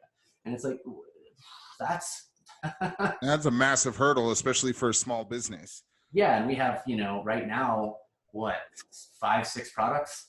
We're trying to expand, and like to be able to do that for any one product is still like a 3-year turnaround. And you know, and we're also working in agriculture, which means like the turnaround on that is very different too.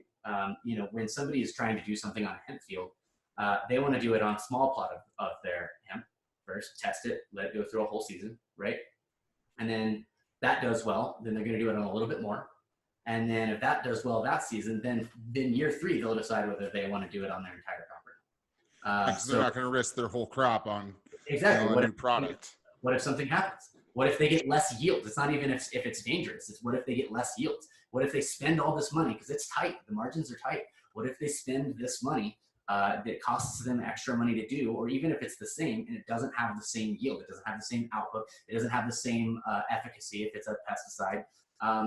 If they spend this money and it's working now, don't fix what's not broken, right? So that's when we get our opportunities. It's like, this isn't working, we need to find something else. We'll do a few test blocks here, whichever one does the best, then we expand that one out before we do it in a full regimen into the whole thing. So it's a much slower process. Like, luckily, a lot of cannabis is indoor growth and they've got a better turnaround time, but it's still the same thing. It's a few harvest cycle for sales, so that they've got to test it, they've got to see what the results are, and then they've got to put it into play for their entire thing. So as a company, that's built into our business model. We know that we understand that for a lot of our early sales, we've got to put samples out there. Samples are expensive. Samples are free to people, which means we've got to come up with the labels, the packaging, we've got to produce it, and we've got to send it out.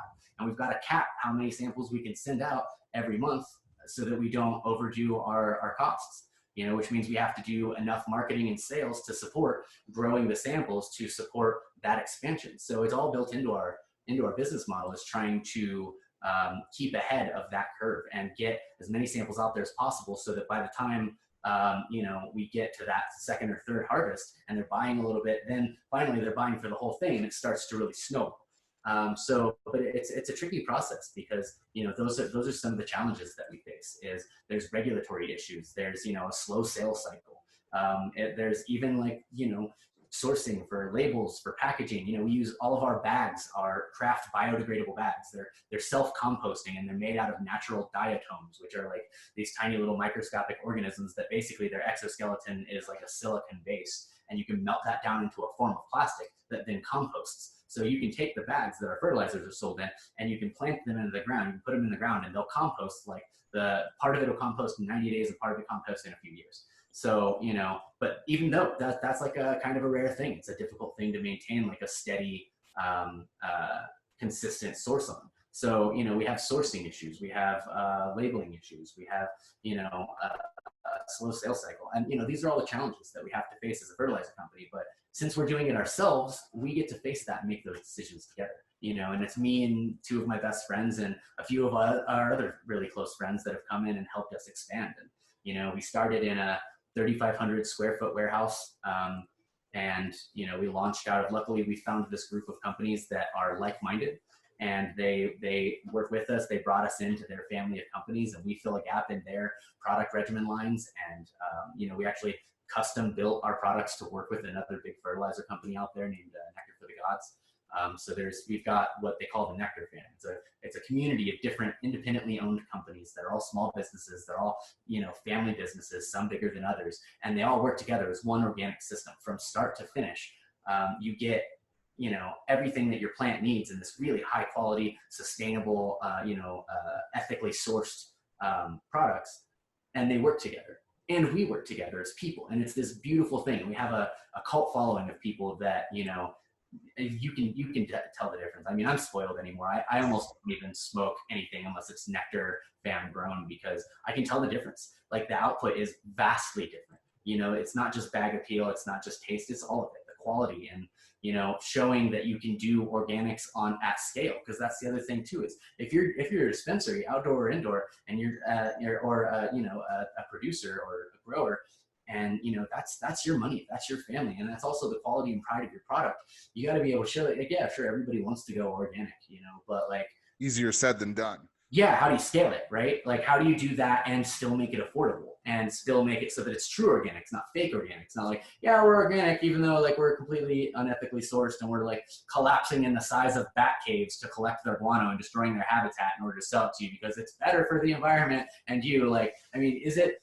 So there's a lot to that whole world. And so luckily we're lucky that we work with these families of companies, and they're just the best of people, and they really took us in when they found out what was going on and that we had all lost out on everything that we had been building, but we had these ideas on what we always wanted the products to be in the first place. And all these ideas on like, how could we make it different? How could we change it? But we didn't have the ability to, because we were just marketing and sales and product development. We weren't actually manufacturing the products ourselves, that we were just working for a company that did. And we had very different ideas on what those products should be. So when we split off, luckily, we found funding. We built a business plan. We got the name, we got the trademarks, we, got the product registrations, and we launched out of Oregon's Constant Gardener out in Eugene, Oregon, is partly owned by Scott Ostrander, who owns Nectar for the Gods. So, he has a store and he has a fertilizer company. He brought us in, he reached out to Tim and he said, hey, I heard, and there was it was like this whole like thing on social media. It's like, oh, Tim's secret tea, it's this thing that he's developing, right? And he's like, hey, I heard about your project. Like, when you're ready to go, let me help you. Launch it out of my store. We'll carry it. So that was our first. Cool. Yeah, and so they do a big customer appreciation, and they have a cult following of people too. They have a real community based around growing there. It's, people come into the store and it's like the barbershop, and that's the way it used to be in this industry. It used to be that, like, it was an underground thing for a long time. You could come into a hydro shop and you could like talk about, this is what's going on with my plant. This is the finches. Here's one of the leaves. This is what it looks like. Here's a picture of these bugs, this bug problem that I'm having. What is it? How do I do this? Is that you used to learn in those. You didn't used to, it's not like a lot of other things where you can like call so-and-so up. It's a lot of underground stuff. That's where this industry came from. So, the hydro shops were kind of the barber shops of the industry. It's how growers learned the trade. And, there used to be a sense of community there. And since this corporatization, it was great that recreational things happened, but now it's all big money corporations that have come in, and some of that has gone by the wayside. Now instead of, hundreds of producers in the state of Colorado, it's down to, it's consolidation. They're all getting bought up. So there's a handful of people making those decisions instead of hundreds of people making those decisions when it comes to like a majority of the industry. So, but out in Oregon, they've got a real sense of community where they know each other. They, they're in Facebook groups where they talk about each other's problems. They know each other, and they do barbecues, and they get together and they do a big customer appreciation event. It's a big party that we go to every year, and we set up a booth and they play music and we eat food and we hang out. We get to know each other, and we run into people that we run into every year. Like, hey man, how are you? Like, how'd your harvest do this year? That's cool, man. What problems did you run into? And we have a real back and forth with these people, and it's beautiful. And that's what we want to see. We're trying to make that a thing in Colorado and in other states, and bring back this sense of community where it's like growers looking out for each other. And kind of in the brew industry, it's like that too, where it's like, if you're getting into brewery, there's brewers out there that will take you under their wing, bring you into their actual brewery and teach you the processes, knowing that you're going to go out and brew your own beer, and that's good, and they want you to learn because they want to drink your beer. There's breweries that'll let you moonlight on their equipment. Yeah, absolutely. Exactly, because it's about community. You learn from each other, and you at some point the student becomes the master, and everybody has their own specialties. And so it's really cool. Like in Oregon, they've got flights of bud. So you can go to a dispensary, and like here in Colorado, it's very similar. Like here, we've got the beer industry, right? We're the Napa industry of beer in the Front Range. And so you get a flight of beers and you try all the different ones, and that it's pretty easy to start a brewery here. It's relatively cost effective. You can get into it. Here, to get into the cannabis industry, you gotta have a lot of money. Oh yeah. Deep the regulations, heavy competition, yeah. Heavy regulation. Yeah, people ask me all the time, like, hey, I'm looking to get in the cannabis space. I've got a little money, I've got some interest in it. Like, what do I do? Where do I start? Like, you don't. Don't. I always like to say, like, I'm in the pickaxe business for this gold rush. Like I'm selling pickaxes. I've got our fertilizer company. I also I'm partner with a glass company up in Fort Collins, Colorado, named Mountainside Glass that has a lot of local traction. We had a spot out on Elizabeth right there where Verts is now. We were there for years, and now we're up based right across the street from the entrance to Horseshoe Park to like hike up to the falls or the rock. We're literally right across from it. You can see the big rusty water tower that says Mountainside Glass on it, and that's where our studio is, and we do a lot of stuff like that. And we're about to start launching a video series where we're talking about blowing glass and showing it. It's a really cool process to watch a bong being blown or a pipe being blown. That's very cool. Very cool, yeah. So we're about to start doing that whole process, which we've done in the past before, but we're like rebuilding our studio right now, rebuilding our website, really coming to relaunch the whole thing and simplify it, make it easier and streamlined, and something where like we don't have to sit in a store and wait for somebody to walk in and buy something, but they can buy it online and they can watch us make it and know that that was handcrafted by a craftsman in Colorado, in the heart of weed country. And so that's what I try and tell people who want to get in the industry, like find a need in this industry and serve, because that's not already being filled. Right, exactly. Because there's a lot of competition. It's a big bubble when you get into the cannabis world, and there's people doing it right. And I think it's starting to happen. A lot of people thought like, oh, it's going to go all Marlboro. I don't believe that, because I live in the Colorado Northern Front Range, where we have small breweries pop up all the time, and the topic of conversation is like, hey, did you catch the game on Saturday? Hey, did you check out that new seasonal from Odell's? You know, like, oh man, that new Grimm Brothers take on their Hefeweizen is amazing. Like, it's this community and culture centered around all of these different little things. And so that's starting to come back. You know, craft beer is a thing, and craft cannabis is kind of an overused term. We don't even like to use it anymore. We like to say like small batch or boutique, something in those realms, but like that's starting to make a comeback. Like it's a lot of sold out, like, you know, there's some big companies and, you know, everybody knows the names and they own most of the stuff and they don't care about the quality. They don't care about, you know, the smokability. All they care about really is just having profit. And, you know, the people who really care about the quality, the mom and pops who like actually smoke the stuff and actually enjoy it, who have a sense of pride, they're starting to make a comeback because the market's flooded with trash bud cannabis. And like now there's these smaller producers, these more intentional producers. They're out there making a difference. And it's a really cool thing to see. And, you know, we get to be a part of that. You know, we get to support them. There's Nectar Fam grows all over Colorado, and we're trying to reconnect all the nodes of the industry. And we're using the model of Oregon as our primary example, because out there, like we've got flights of beer here. Out there, they have flights of phenotypes of strains, so that you can go and get like, here's pheno 14, 7, 6, 9, and 12. You know, try them all out. Give us your feedback. And, you know, we're trying to decide which one of those we're going to produce as our primary pheno. And that's so cool. Yeah, you don't see anything like that out of the big corporate bud. Absolutely not. Absolutely not. And like that's, and they listen.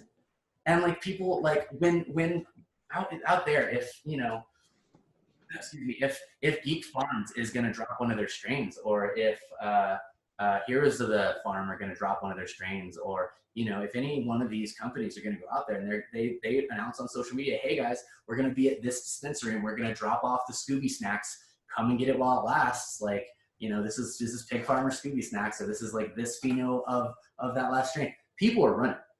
And it'll sell out in a day or two, because it's that high quality and it's that kind of community. It's the same thing when Odell's Brewery up in Fort Collins announces like, hey guys, we're bringing back our chocolate stout Lejeune, like it limited time, limited amount, like come and get it. They sell out in the first day because that stuff is delicious, and I'm really, really mad that they got rid of it, Odell's.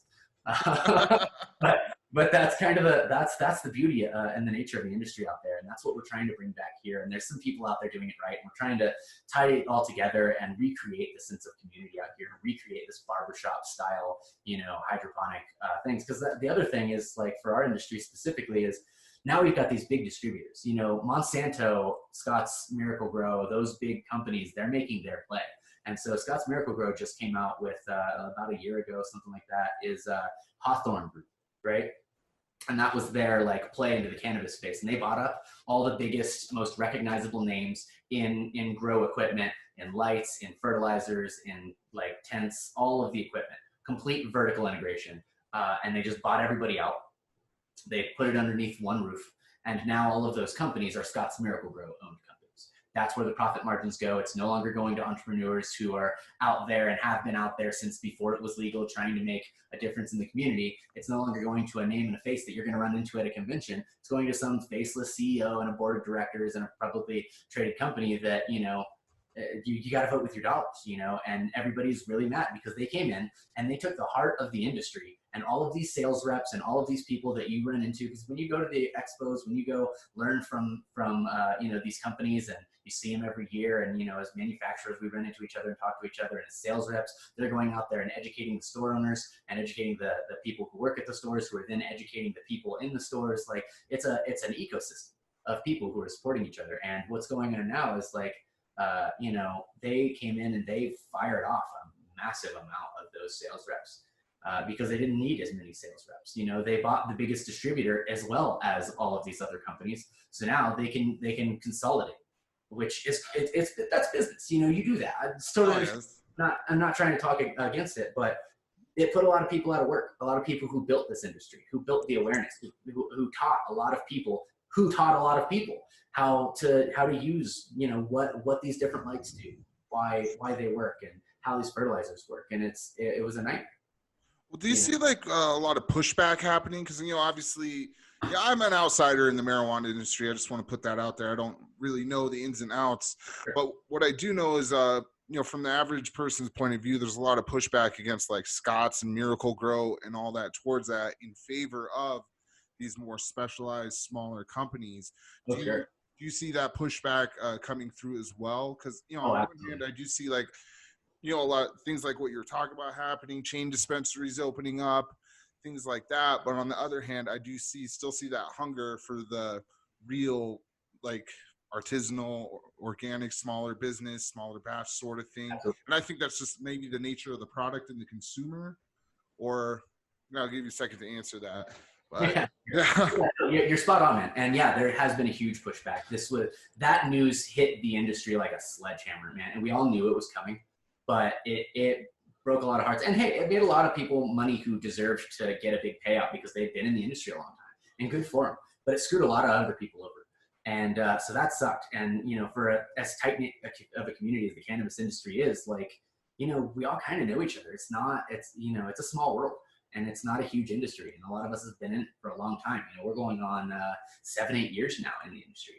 And, you know, so you get to know the faces. And when you see those faces, suddenly all these sales reps that you know are out of jobs, that sucks. And when you know that, like, oh, all this money is now just being funneled to, you know, this big, you know, faceless corporation, that sucks. And that's the same way, faceless corporation. Like Scott's Miracle Grow is the sole distributor of Roundup from Monsanto, which is like the reason one of the major reasons people march against Monsanto. Tim's been a keynote speaker. We helped organize March Against Monsanto movements back in the day. So, you know, this is something that really plays close to the heart. So there was a lot of blowback. There's a lot of people who won't buy anything that, you know, was bought out by Hawthorne. Like, Hawthorne is almost a dirty word in the industry right now. And they, you know, I can only show so much hate because it's business. They're just doing what they do, and, you know, it's going to keep growing, and they're big business. They know how to do big business in a global sense, and that's what they're going to do. And good for them. I can't really hate on it. But as far as the sense of community, we're trying to, you know, to support those local businesses. And so what I'm seeing and what we're a part of, luckily, is that's kind of what we're doing with this whole Nectar Fan thing. This is a group of us that are getting together. We're all independent manufacturers. We're, you know, sourcing our products ethically, and we're producing products that are good for the environment, they're good for your plants, they're good for you, for your health. And we're teaming together to basically beat the distribution model. So like right now, the distribution model, there's distributors out there, and they've got salespeople, and they, you know, buy your product from you, and they ship it all over the place, but they can whittle down your margins. They take like 35%. Oh, they're getting theirs. That's for sure. And it's like, and great, they can help you grow in a lot of ways, but as a small business owner, 35% of your margins, that's a lot. Rough. Yeah, it's rough. That's more than most people's actual margins. Yeah, exactly my point. So, you know, that's a hard thing to fight. So, you know, and, you know, it varies from company to company. It's not all baseline that, but it's mostly that from what I've talked to with people. But so what we're seeing now is what we're doing. We're trying to roll up our sleeves and be the solution, right? Be the change you want to see. That's what we're trying to do. So what we're trying to do is we're banding together with a handful of other companies. We have a sales company called Horticultural Rep Group. And this was started by the people behind NanoLux, who are excellent. I love them to death. Their strategy was, hey, we've got this sales team.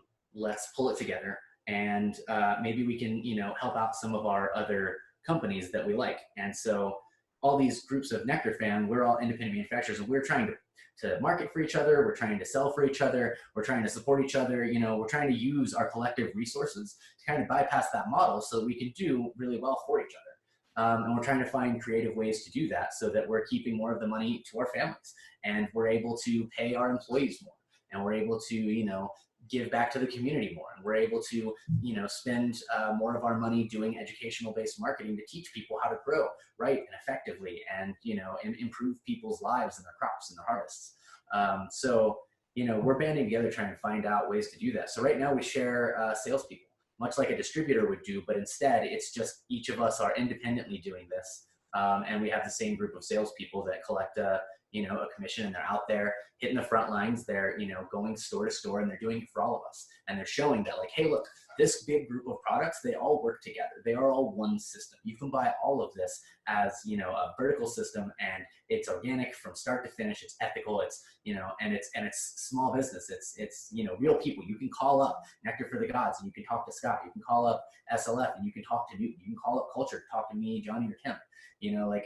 We're not faceless. We're very much the face of things. We're out there trying to meet people and educate people and be a part of the community. We get a lot of respect for it. We have a lot of awesome people out in the industry that absolutely, love and respect us for what we do. And we try and give back as much as we can. We try and teach, we try and encourage, we try and support, if somebody's having a hard time, if we know that one of our friends just lost a crop, they got something stolen, something went wrong, like, we send them products.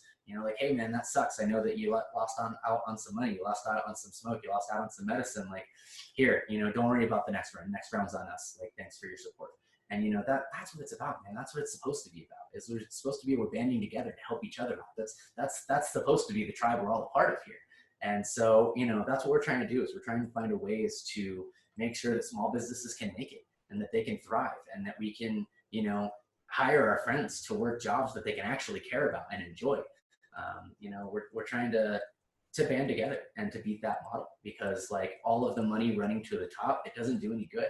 It's economics. If you have, a bunch of consolidation at the top that doesn't go anywhere, like, you can only buy so many boats, so many houses, so many toys, but, like, you get that money into the hands of hundreds of people instead of tens of people, then suddenly you've got a real economic driver. You've got more sales for the companies in the first place. If there's more growers out there that have a little bit more money in their pocket, they're more willing to spring to try that new product to see if it works. So the tighter things are, the slower it moves. And so we're trying to find ways to make that,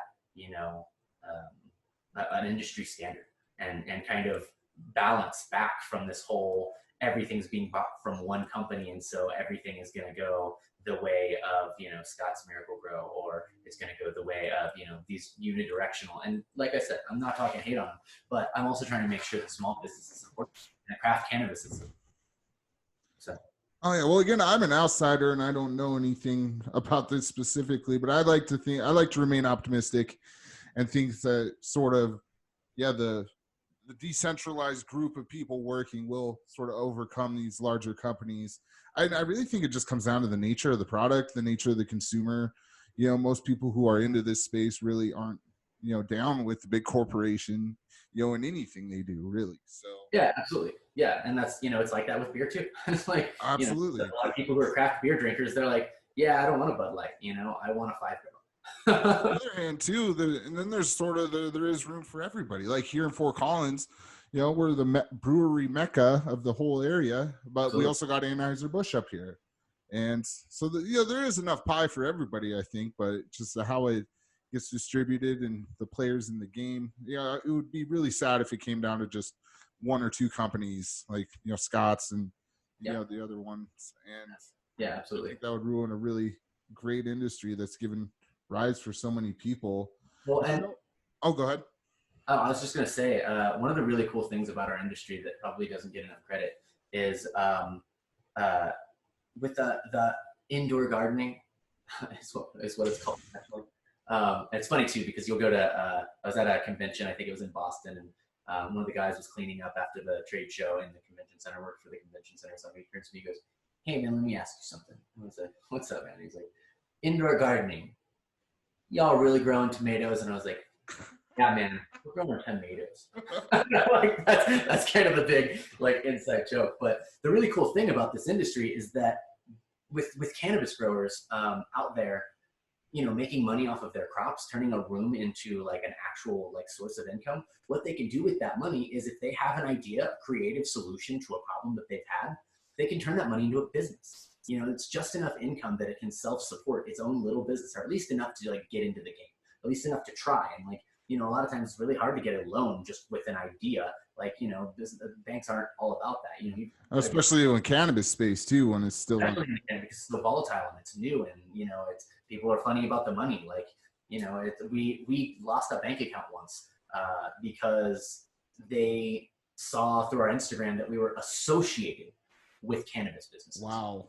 Yeah, we make fertilizers. Like, of course we're associated with cannabis. We're associated with tomatoes and blueberries and, you know, anything that you can grow, our stuff is good for, because we don't even, it's like ours is specifically for soil. It's soil microbes that help make your soil healthy so that your plants can grow. You feed the soil and the soil will feed the plant. You know, that's kind of the whole strategy and the theory behind it. So like, yeah, of course, if it grows, if it's a plant, if it has roots and leaves and stems, like, yeah, we work with them. That's the whole point. You know, we're also like competitive pepper growers who are trying to grow the spiciest peppers. We're big in that community. We're willing to throw the extra money into it to get the better products. Like, same thing with like the biggest pumpkin growers, like those kinds of guys, like all of those little microcosms we're a part of because they're willing to throw the extra money in to get something. So when you have a profit margin on something like cannabis, where it's like, you know, how much is a pound of cannabis, right? Let's say average for lately $1,200, right?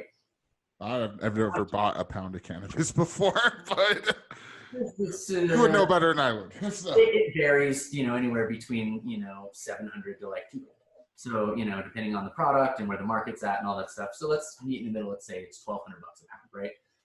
For medium level, okay stuff in a stable, normal market. $1,200 a pound. Like, name me a fruit or a vegetable that's $1,200 a pound. I can't think of anything. Of course. Why would there be? Like, what's a pound of strawberries? $8? I don't know. Like, Yeah. you know, so it's like, less than that even. yeah, right, exactly. So when you've got that kind of money to work with in the margins, what it does is it allows for a lot more innovation into agriculture itself. So like what that's going to enable is indoor gardening, for actual products, but the innovation is expensive. And so, you know, you're not going to throw a bunch of extra money to get the most high quality possible product, to get that extra couple of ounces or grams out of every plant if it's a tomato or if it's broccoli. You know, you're not going to, because the margins aren't going to adjust more than like cents to dollars. But when it's hundreds of dollars is going to be your margin, your difference. Like every little gram, every little ounce counts. So it drives a lot of innovation of people trying to find out, how do we get this plant to grow just that much better? How do we get this much more yield? How do we get this much more quality or flavor or nutrient density? Like, how do we advance this? And here's how much more margin I have to throw at that problem.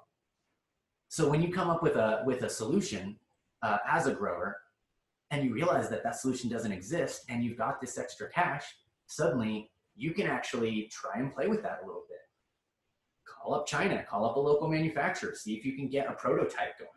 And if you can, call up a graphic designer and, you know, get a website up and get some flyers and get some business cards, and then, you know, call up an attorney and get, you know, some LLC paperwork filed and get some trademarks going. And then, you know, call up a magazine, throw up some ads. Like, you go out into the convention centers and you show people your product and you get feedback and you do R&D and you advance the product over time. And eventually you're a company.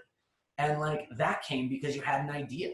And like, that's what small business and entrepreneurship is all about, is being able to find a solution and to use that solution to turn it into a product to be other people's solutions, you know, products and services. So it's a driver for the economy. Like, think about all the different companies that I just named that got money from that process.